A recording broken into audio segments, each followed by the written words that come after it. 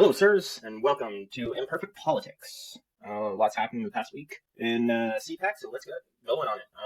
So I've been seeing a clip going around the internet of Pierre Poilievre doing some sort of interview, talking about the Canada and the Ukraine trade agreement. So let's watch the clip and see what it says.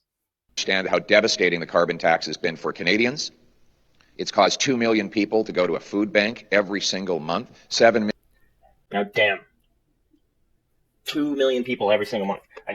I know the food's free at the food bank, but I don't think it's rich people going there to get a free meal. Like, that's sad. I can't believe that's happening where I live, and in such a rich country as Canada. Million Canadians not eating enough to stay healthy. We never had these problems before Justin Trudeau and his costly carbon tax. Now he wants to quadruple the tax. And just to show you how pathologically obsessed Trudeau is with his tax, he did something that has never been done in the history of trade agreements, which is to put a carbon tax in one. The people of Ukraine are now he expects them to rebuild from a war with a devastating and crippling tax on their energy. The Ukrainian farmers, he expects them to pay a carbon tax while they're trying to feed their hungry people. This is cruel, and frankly, it is disgusting that Trudeau's ideological obsession with taxing working class people, seniors, and suffering families has come ahead of what should have been a free trade agreement. Hi, Paula.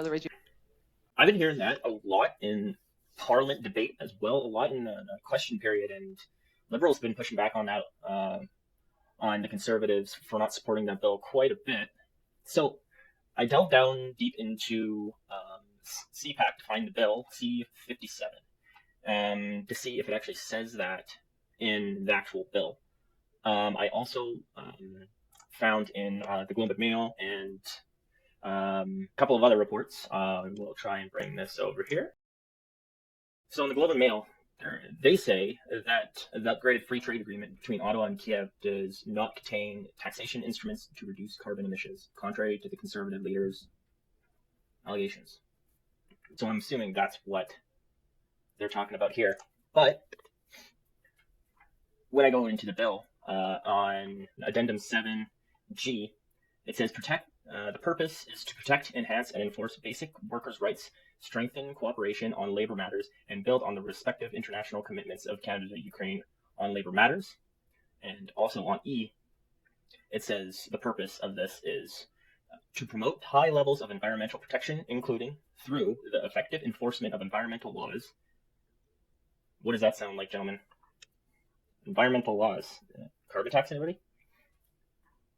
Mutually supportive trade and environmental policies and practices, and strengthen environmental cooperations between Canada and the Ukraine. Ukraine already posted, and this was on the Globe and Mail, is that they already have a carbon tax.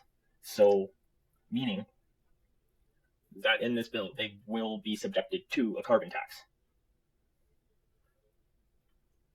So what Pierre Poilievre is saying is correct. I should also add, I think CP does work for CTV. So this is very awkward now, where we have CP attacking someone that they do work for. CTV is a client of CP. Oh, now I know why there was that gap. I retract my previous statement. And now we have CP attacking CTV's reporting. This is a very awkward issue. I don't know if there's a way that the two news agencies can sort that out. Thank you. Okay. Next question. CPC, if you could in English and French. Just going back to the carbon question. Yes. The deal refers to promoting carbon pricing, and it's something that Ukraine's already offered to do in their talks with the EU.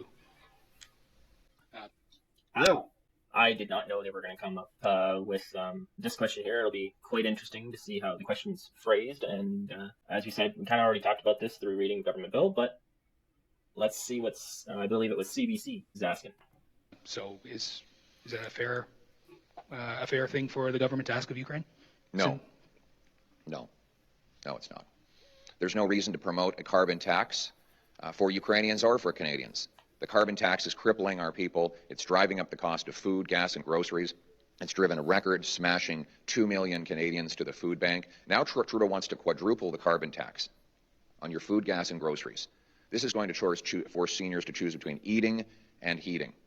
A better thing to do would be for him to amend the agreement, throw that carbon tax clause out, and to top it off, to pass Bill C-234, which would take the carbon tax off our farmers so that they can feed us more affordably. Thank you. Okay, thanks. There we go, common sense. Because we've already heard from the farmers that farmers can't choose what electricity they can use for their dryers or their. If somebody could tell me in the comments below the pumps that they use for grain, I can't remember what they're called, but I'm pretty sure you can't use batteries to run those motors. I've set those motors up, and I'm like 90% sure that won't work. And you have to use gas for those. So they have no choice to go green.